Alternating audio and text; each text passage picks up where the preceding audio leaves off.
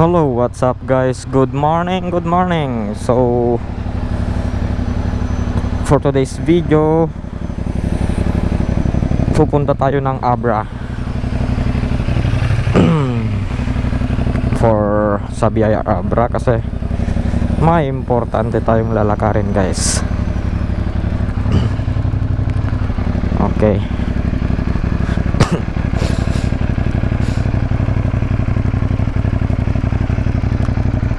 Ayun, bigat.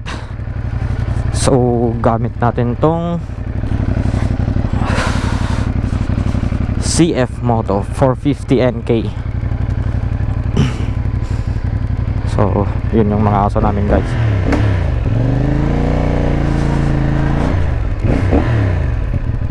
Hi, bye.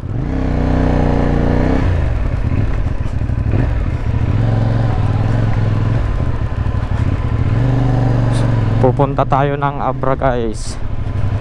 Break in na rin tong motor natin. So another long ride for today's video.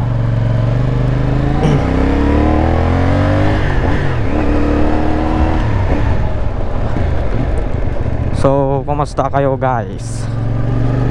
So this vlog is for our ride. So yun, kakabit na rin yung Insta360 natin guys. 849.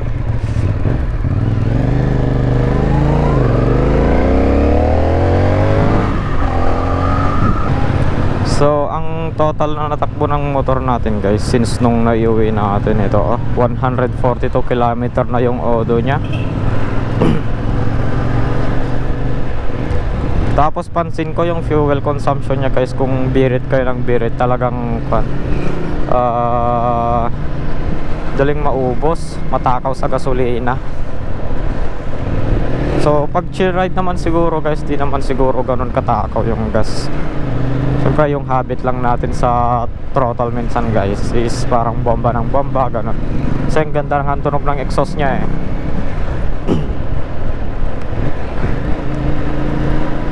Ano na kaya pag pinalagyan natin ng muffler. So habang patagal ng patagal is nagagamay na natin tong motor, yung bigat niya since hindi naman siya ganun kabigat. So rami pa ring adjustment guys na gagawin natin.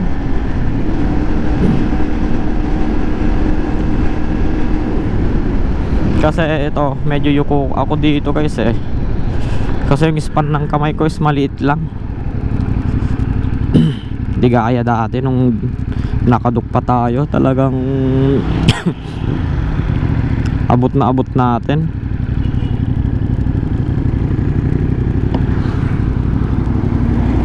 Pag ganitong traffic guys is ang daling tumaas ng temperature nya. So mainit sa makina. So ang best na gawin nyo dito guys pag nagmumotor kayo is magpantalon. Kasi natry ko nakahapon, naka-short lang ako lumabas. Sobrang init nung paa ko. So pag tumatakbo naman na ganito guys, hindi nababawasan naman yung init nya. Yun lang pag traffic siguro ramdam mo talaga yung init nya. So sobrang ganda nung panel nya guys oh. Liwanag. So di ko lang alam kung kita sa camera yung panel nya. Kasi sobrang classic siya guys oh. Speedometer. Yung speedometer oh. Wait. Okay. Time odometer. Yung gear nya, ito yung fuel, yung temperature nya guys. So meron din siyang tachometer dito guys. Ganda. So alright guys, nandito na tayo sa may San Esteban, Ilocos Sur. So malayo-layo pa. Di pa tayo nakakalahati sa papuntang Abra guys. ito kurbaan.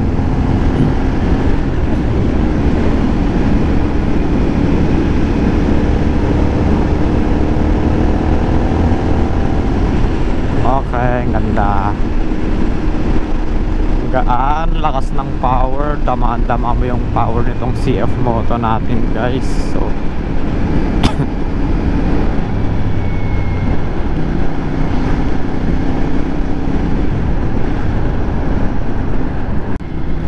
So sa mga travelers guys na dumadaan dito sa may San Esteban, meron silang speed limit na 30 kilometers per hour.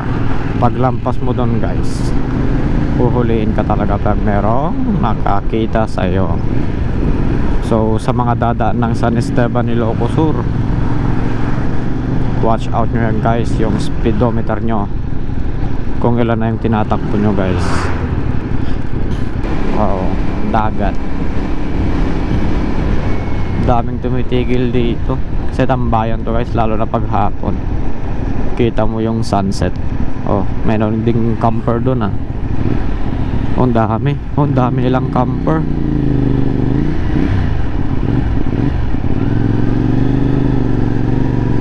Meron silang tent guys. Dito na sila natulog magdamag.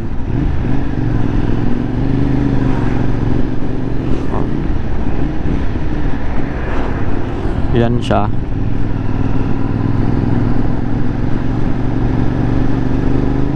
Hindi pa rin tayo makapagpatakbo ng mabilis guys, kasi nasa break in process pa lang tayo. Dito pa lang tayo hanggang 100 ganun guys.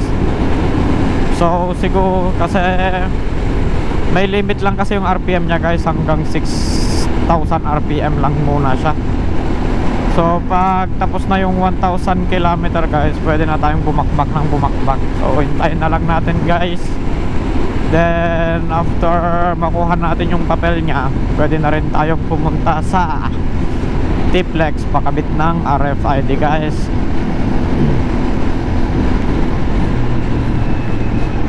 So ang plano natin dito sa motor natin guys is palagyan ng slip-on na exhaust, yung mas malakas, kahit SC project lang guys, okay na. Tapos bili tayo ng crash guard para may pagkakabitan yung auxiliary light natin guys. Although meron na tayong auxiliary light doon sa bahay, doon sa tinanggalan natin ng auxiliary light natin doon guys, nung motor natin na KTM, yun na lang yung gagamitin natin dito. Since nung binenta ko yung KTM ko, hindi ko naman na sinama yung auxiliary light nya.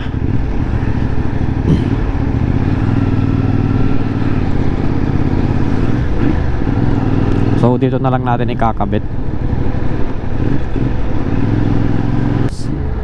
Yung busina nya, i-upgrade na rin natin kasi hindi siya ganun kalakas guys.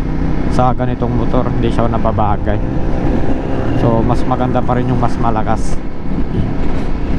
So guys, nandito na rin tayo sa may Narvacan. Papalapit na tayo sa Narvacan, Ilocos Sur guys. So ito na yung isa sa pinagmamalaki ng Narvacan, yung kanilang bagong arko. Welcome to Narvacan. So project pa yan guys ni dating Mayor Chavit Singson. So review ko pala nung upuan nito guys. So sobrang lambot ng upuan. Tapos sa pilyon, tinry kong yang kasi misis kahapon, medyo matigas daw, hindi medyo matigas daw yung upuan sa likod guys. Tapos mataas, then maliit guys yung upuan nya. Hindi gaya dito sa harap guys, yung pinuupuan ko malambot siya, hindi siya masakit sa puwet. So sabi ni Mrs. kanina, mas maganda pa daw yung upuan ng Duke kasi malapad siya, yung KTM natin dati. Although matigas din yun guys, kaso mas matigas tong pillion seat natin.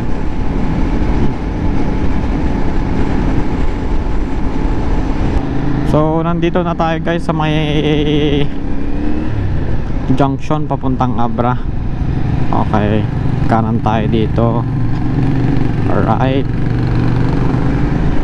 We're approaching na. Medyo malapit-lapit na. So guys, yung CP holder para natin dito is ACCS. So yung kwanto noon pre-note ni Boss Art ni 01 Moto. So bumili tayo sa Shopee store nya guys. So may damper na rin siya guys para hindi siya magalaw. Hindi siya ma-vibrate guys. So ang ganda ng overall sa ACCS. So di kasi natin afford yung quad lock guys. So sobrang mahal nun, 5,000 ata. So ito worth 500 pesos lang ata ganun. Since sulit naman. Simula nung kinabit natin noon guys sa dock natin to guys, di pa naman nalalaglag yung cellphone natin kahit tumatakbo tayo ng around 120. Ganda siya, tibay.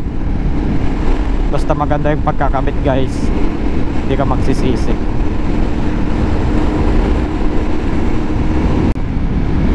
So ang isa sa pinakamaganda dito sa Abra guys pag pumunta ka, kasi bungad pa lang medyo pwede ka nang mag-banking. Daming kurbaan dito guys. O gaya nito, kurbaan. So ingat-ingat na lang din guys kasi medyo may pagkadulas yung kalsada. May mga part na madulas gaya nito, dulas dito. Kasi yung kalsada hindi siya medyo rough parang palitada. Okay. So since Narvacan, part pa lang ng Narvacan to guys.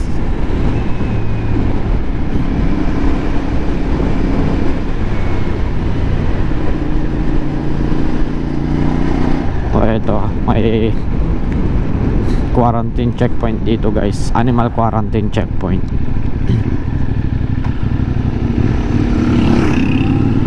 So ingat na lang din dito guys, huwag masyadong magpapatakbo. Ito na guys, approaching na tayo ng Abra. Medyo pataas na bulubundukin. Ganda dito.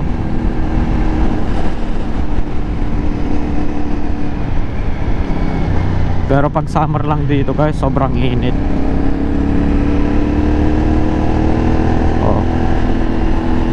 Alright, ganda.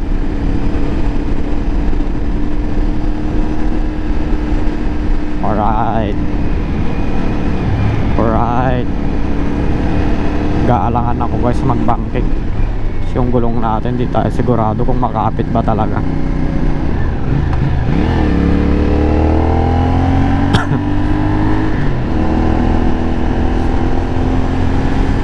Okay.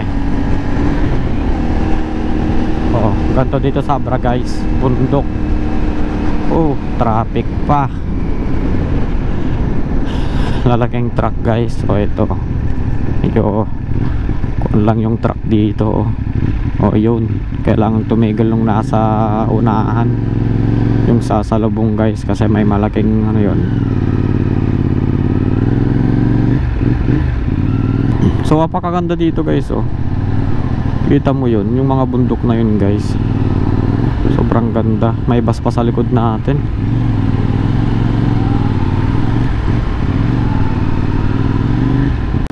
Okay na to guys.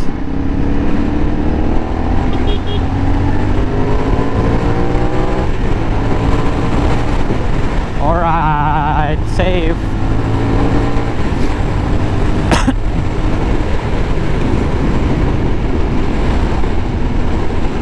Kalusot tayo dun guys. Ay, sakit ng likod ko dun. Okay, Abra na tayo guys. Hi, finally, Abra na talaga. Okay, ng checkpoint. Dire-diretso. Oh, ito na rin guys, yung tunnel nila. Ito, pag nadaanan mo to, Abra na talaga. Alright. Ang ganda. Ito ng tunog ng muffler nya guys. So ang maganda dito sa Abra guys, ganito oh, Malilim siya. So dami kasing puno sa paligid.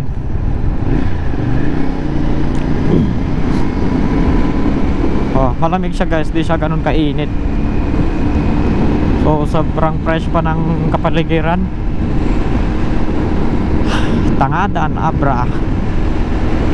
Okay. Time check, 10:10 AM. Okay, malapit na tayo siguro. Mga 30 minutes ganun.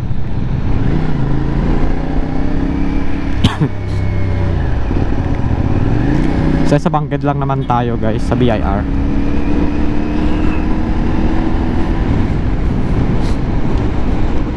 Hi. Checkpoint guys. So yung mga 4 wheels yung chine-checkpoint nila.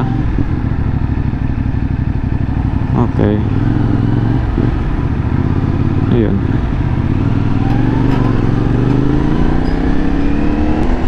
Okay lang na may checkpoint guys, wag lang LTO sa ngayon. So hindi pa natin nakukuha yung original na papel niya.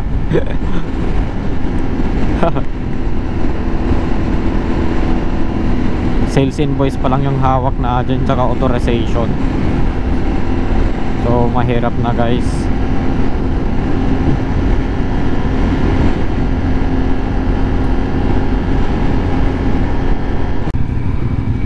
Alright, paliko na tayo dito. Papunta sa pupuntahan natin. Uy, may duk ulit dun oh.